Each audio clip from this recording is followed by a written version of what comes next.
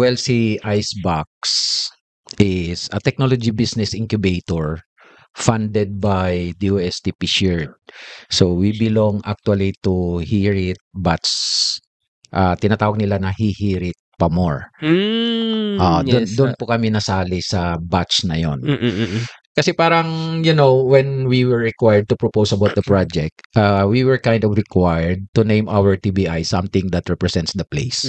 So because General Santos City is tuna capital of the Philippines, marami ring isda. So Icebox is a common place.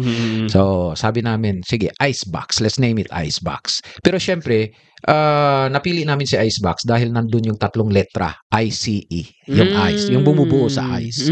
Tapos pag sinabi kasi nating technology business incubator, it's a hub or a box. Katulad nung sa Korean series na startup, sandbox yung tawag nila. Yes. So kami naman parang inano namin nito na it's a hub for innovation, collaboration, and entrepreneurship.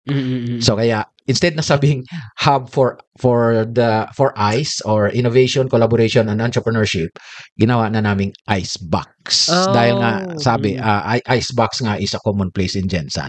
But eventually, yung original na Icebox na innovation box or hub for innovation, collaboration, entrepreneurship, we name it eventually. Icebox now is known as the Innovation Center for Enterprises and Business Opportunities.